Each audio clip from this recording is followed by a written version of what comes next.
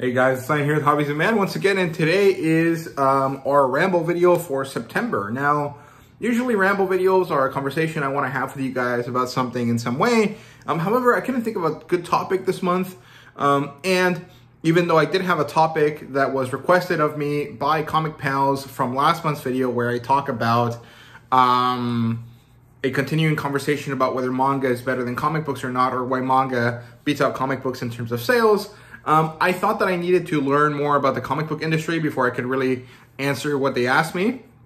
And so I don't think that I want to make that into a ramble video. I wanted to make that into a more serious video, but I haven't had time to do the research for it, so I can't do that either this month. So I thought about it some more, and I eventually decided, you know what? Friend of the channel, Sam Harrison, is doing his reading event for September. He's doing Self-Pub September, and I can't really join it because I have a lot of other things. I have my own Sci-Fi September thing going on. I have Sumerian September going on the second channel. I can't really dedicate time to read Self-Pub books this month, so I can't join him on his challenge, but I can at least do a video that correlates with it, right? So today, I want to talk about four different Self-Pub books or Self-Pub series that I think fans of either his channel or my channel will enjoy, right? Honestly, probably everyone would be able to enjoy all of these, but there might be something about them that might not really work for them in some way, but we'll get to those issues when we get to it. So number one on the list is, of course, The Wandering Inn. Now, if you're, someone that watches either me or Sam, you probably know what The Wandering Inn is. You probably have either decided to read it already based on our videos, or you've been a fan for longer than either of us have been, right? But just to, cover all of our bases here, The Wandering Inn is a phenomenal self-published work. The best way to read it is on the website. I know Daniel Green did a video recently, and I do want to talk about that, but I will do it at the beginning of my book 5 review of The Wandering Inn. And I know that he said that there's issues with it. Most of those issues seem to be because he doesn't actually understand how, The Wandering Inn actually works, even though they emailed him about it and he read the email wrong. But that's not really here or there. The Wandering Inn is awesome. It's not cozy fantasy. I would say it's at like slice of life fantasy, which you can argue is the same thing, but not exactly. And it does turn into an epic fantasy story eventually, and actually I would say kind of rather quickly. And it's phenomenal. It's amazing. It's very, very long. So, be ready to sit through a lot of chapters. But I think that you can kind of clearly get interested in the series about chapter 11 or 12 of the series. And if you don't like it by then, you might probably end up not liking the whole thing. So you might just want to quit. And so that's kind of like an easy concept there. I think it should be chapter 12 where it happens. So, that's probably all I can really say about Wandering Inn without getting into spoilers here. So, yeah, the Wandering Inn is a series that focuses on character development and very large, slow world building. And so it's going to take a while to get good in the kind of traditional sense of epic fantasy, but I think it's phenomenal from the very get-go. I think it's great. I think it's amazing. It has a lot of tropes that are similar to people that are fans of manga and anime. It has a lot of isekai kind of stuff to it. It has lit RPG elements, but it does its own thing with all of them. The lit RPG element is not that important, but it is a foundational aspect of the world. There is an anime kind of aspect to it, but it's not that important because it's not about these kind of anime tropes. It's about using that as a basis to create this greater story. It has a lot of epic fantasy world building stuff that's really, really cool, but it's not maybe necessarily the biggest focus. And, of course, because of the way that is published, it does have some issues here and there, but broadly speaking, I think that it is a phenomenal, amazing, wonderful read that everyone should check out at some point, right? So yeah, just ignore Daniel Green's video. It's not, I have kind of quite a few issues with it, but I want to talk about it later.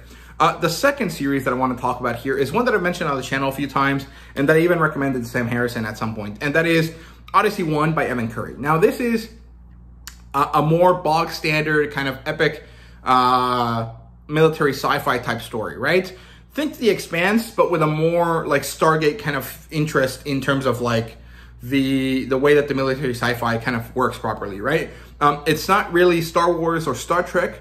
It's a bit more grounded, let's say, and it's a bit more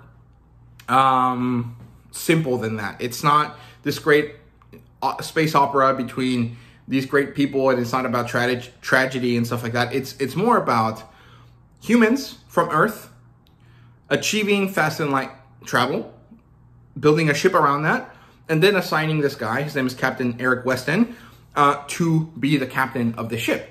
And the reason why he's assigned is because he was the leader of a fighter squadron of super top-of-the-line ships during World War III. Because this is set in the future, but not so distant that it's like impossible to imagine. It's more like 50 years or so in the future. World War III happened, and the countries of the world reorganized themselves into larger blocks. And so there's the North American block, which is the US, Mexico, and Canada. And Captain Eric Weston was the leader of a squadron of top-of-the-line fighter jets that had neural interfaces with their pilots. And now that the war is over, there needs to be a way to get rid of them without making them into bad guys and without wasting the money that went into their ships. And so they decide to turn him into the captain of this giant spaceship. And then he takes the spaceship and the squadron of fighters with him to explore different areas, right? The Odyssey one, the ship of the series, is supposed to be an exploration vessel, like kind of in Star Trek, right? However, quickly, and because it's an American ship, it has a bunch of weapons on it, even though it's a research ship. But quite quickly, they end up embroiled in this interplanetary conflict between another group of people that look like humans and these like actual monstrous alien things, right? And it's great. It's wonderful. It's so fun. I really, really like it. I think the first volume, the first book in the series, is awesome. I think the second one is fine. The more I reread it, the less I like it, but that's just because it's the one that really builds up the concepts that are important to the later series, and so it feels like a lot of world building that I already know, right, when I reread it. But the first time around, I thought it was pretty good. The third and fourth books are probably my favorite out of the whole series. And then the series has 7 books out right now. Evan Curry is developing the world by creating spin-off series, but he's not really focusing on the main series right now, although I'm sure he'll eventually come back to it, right? So yeah, Odyssey 1 is awesome if you like military sci-fi, but you want it focused on a certain group of people. You want it to feel a little bit like Star Wars, a little bit like Star Trek, but be much more closed in and not so far-flung as other series in the same kind of vein. I think that Odyssey 1 is for you. Then we have Cradle by Will White, and this is a Asian-inspired fiction. I'm not sure if Sam Harrison has read it or not. I don't think so, but I think this would probably be up his alley, right? This is more or less if you have Naruto / Airbender, Avatar The Last Airbender, and then you make the main character like Asta from Black Clover. So this world is magical. It has magic martial arts. Everyone can use them except for our main character. He is deemed too weak at the kind of ceremony where everyone gets to know their powers. And he is termed unsold. He is the only person of this classification in his little valley in the Sacred Valley, which is the place where he lives. And through some sort of unlucky accident, his valley goes through a crisis. Then from the heavens comes an angel called Suriel, and she interacts with this character. She sees that he is special in some way, emotionally / in terms of willpower. And so she interacts with him. She revives him. She shows him his future, and he decides to go on a quest to be the strongest person that he could ever be. And so he embarks on this quest after Suriel heals the valley of the attack that it suffered. And he goes on this epic adventure, gathering groups of allies and friends and enemies along the way. And I'm halfway through the series right now, and it's starting to get really, really good because it's getting into a tournament arc.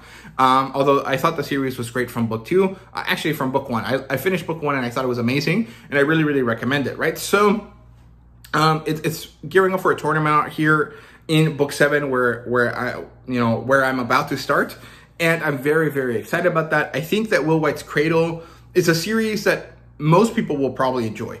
I know a lot of people have issues with the fact that there's not a lot of character development early on, but that's because it's important that the character development happens when Will White makes it happen, right? Which is in the second set of books, in the second 3 books in the series, right? 4, 5, and 6. And when that happens, it's immensely satisfying. And I understand that it's a common complaint a lot of people have early on, but it's one that I think is probably due to the fact that people that read the series that aren't aware of manga probably find that off-putting, but if you're a fan of manga, you already know how it works. You're kind of okay with it and you're willing to let it go because it'll eventually become irrelevant, right? And it does. So I recommend Will White's Cradle to everyone. I think it's awesome. So in terms of like, so far, I would say, Wandering In is the #1 series you have to check out. Then it's Cradle. Then it's Odyssey 1. And then it's finally this last series here that is called the Primogenitor Saga.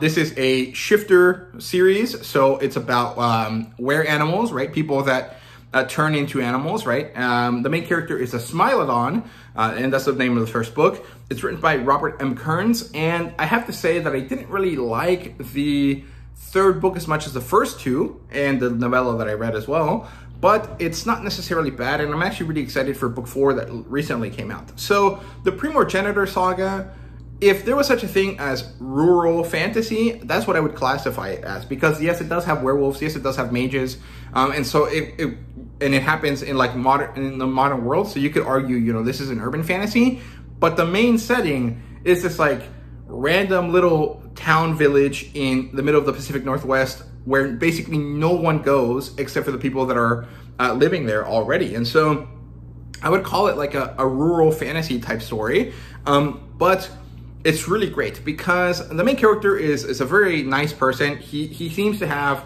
quite a lot of things going for him. He is camping initially or hiking, and he gets attacked by a cougar. It turns out that this cougar was actually a were creature, and when he was bitten, he gained the curse as well. However, something went weird, something went wrong with the way that the curse affected him, and so it didn't turn